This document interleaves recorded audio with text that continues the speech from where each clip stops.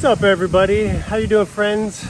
Welcome to another chronicle of an expat going into early retirement in Southeast Asia. I'm not retired yet, but I am getting there. I will be retired, or I will stop working within the next year. It could be sooner. It depends on what happens at work with our current work situation and the U.S. government funding. But it will be no more than a year. And hopefully, my ideal would be by the end of the year, I will be done. It could be sooner, could be later. But anyway, so this being in this transition of life, I wanted to document some of the thoughts that I have and share them with you. Maybe there are people out there who are in their last year or a couple years of life, and you think about what this is going to be like, almost fantasizing. I do fantasize about having the time off because I have so many ideas that I want to do. Not so many, but enough that will keep me occupied for a while. And I think they're quality projects, personal projects that just make it very difficult while you're working. So I have one of the fun things I've been thinking about is, what won't I miss about work? This is speculation. I might change my mind in a year or a year even after I'm done working. But for now, this one might be fun to look back on in a year, and I encourage you to do the same. Think about these things. I write them down. I'm keeping this journal. I keep a journal, but this is a journal of thoughts for this YouTube channel. But I think I might look back in a year. Maybe they might be different, but this is what I have now. So what won't I miss about work? I have 6 things. 1, spending all day at an office. 6, anywhere from 8 to 10 to 12 hours a day in a room, in an office, at a desk, sitting in a chair. It's like being in your bed. If you sleep 6 to 8 hours a day, you're sitting in a same chair in the same room 6 to 8 hours a day. That's the other third of your life in front of a computer doing things for someone else. In my case, it is working for an NGO, so there's bigger purpose. Some of your cases, you might be working for someone else who's making money off of your labor. I don't know the case, but it's just something I don't want to do anymore. It's not how I want to spend my time. Fortunately, I've had multiple jobs. I've been in more than 10 locations, and over the past 30 years, I've had different offices. Most of my career, I've had my own office because of my position, but I have had offices where I shared, and I enjoyed that. I enjoyed the people most of the time. I'm thinking most of that time in Africa.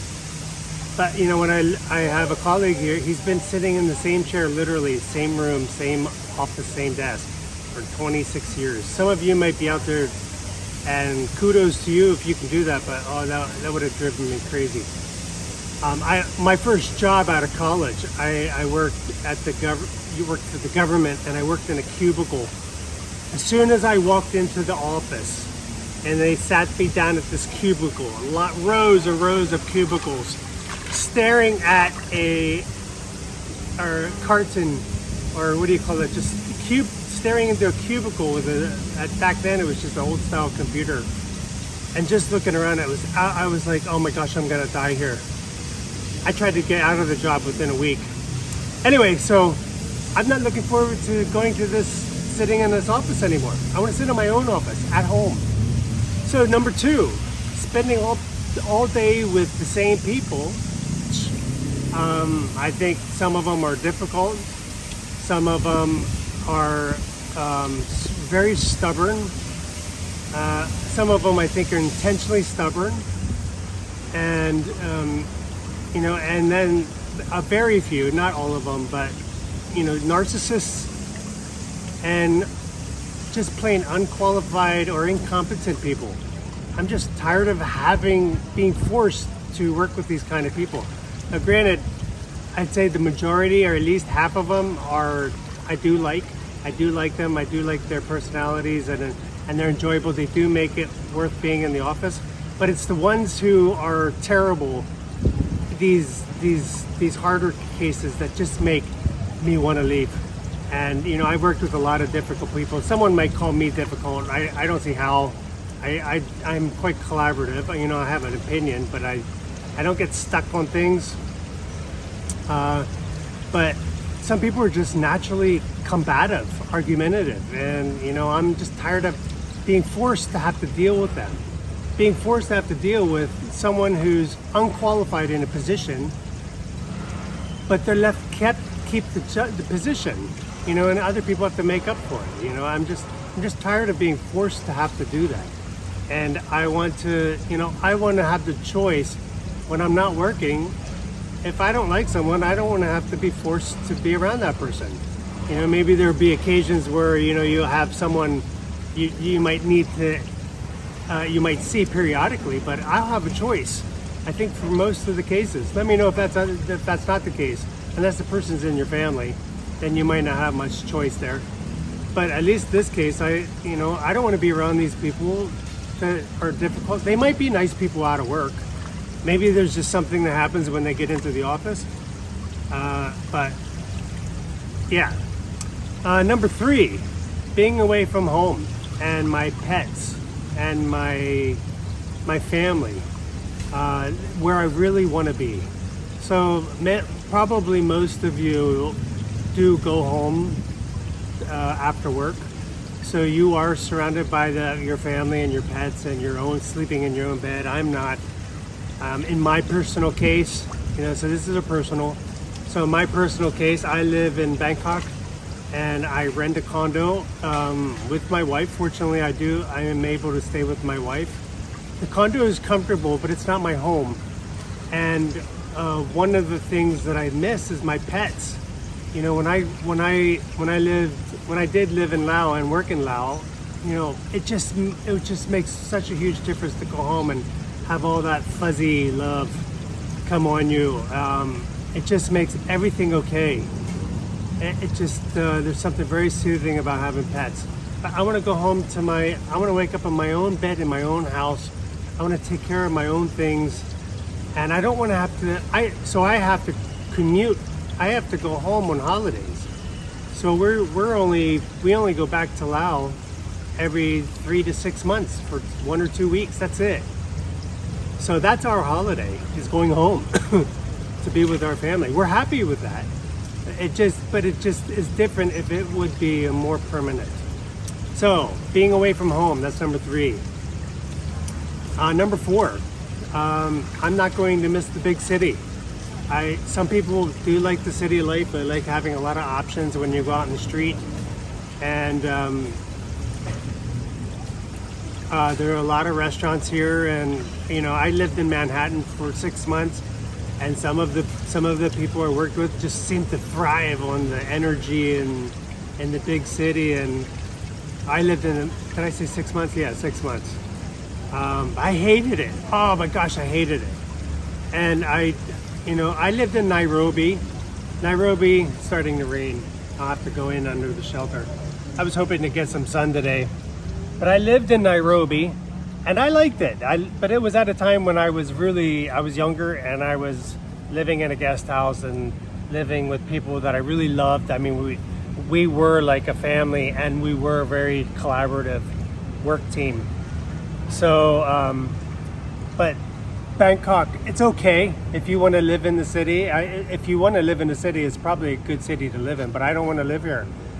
Just stepping out, and the noise pollution, and the aggressiveness of the drivers, not for me.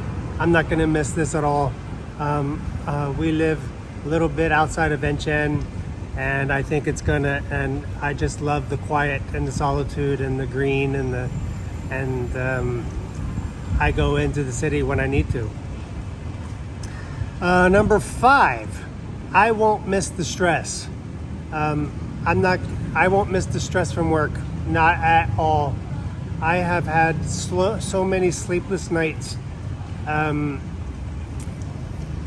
with worrying about money, worrying about decisions, worrying about the beneficiaries, the refugees, worrying about the conflicts at work.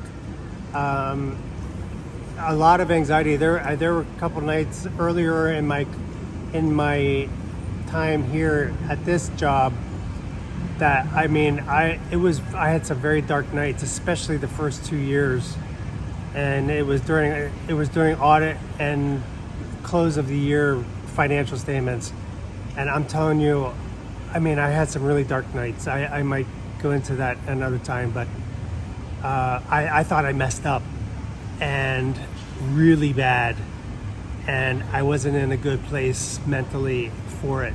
And there were nights that I would just sit there in the dark in my room, and I couldn't sleep. I'd go into the office on the weekends and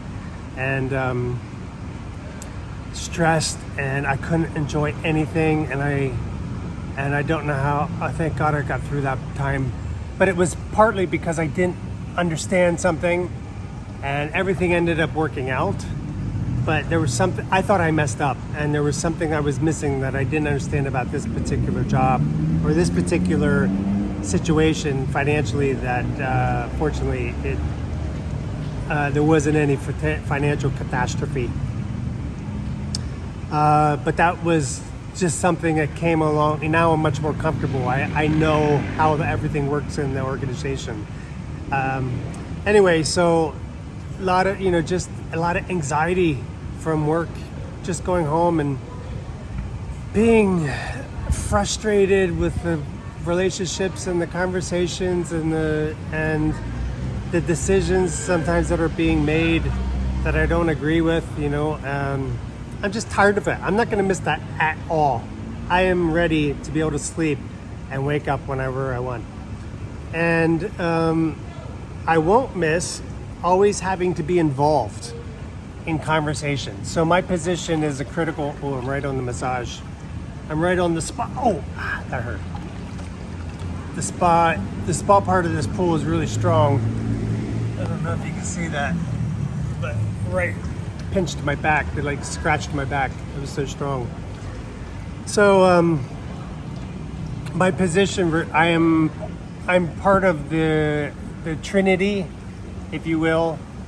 Excuse that reference, that metaphor, but I am part of the top 3 directors in this organization as the finance director, and I need to be involved in almost every decision that the organization makes. I have to be involved in a lot of confidential conversations, a lot of serious conversations like we are now with the organizational planning, and the potential funding cuts. I'm a key person in it, and my level of responsibility is high. I need to do projections, and I like that part. I just don't like having to be always in everything all the time, and then especially when they don't listen to me. I think they've made some mistakes in the past, and I think we're reaping those mistakes, but I make sure things are documented. Anyway, those are 6 things that I'm not going to miss at work. And I'm hoping to see a year from now, or when, maybe a couple months after I'm done, to see if this rings true or not. Anyway, I thought this was a fun thing to do. Write down some things that you aren't going to miss about work in the comments below. And thanks for joining me on this side of the world. And until the next one, take it slow.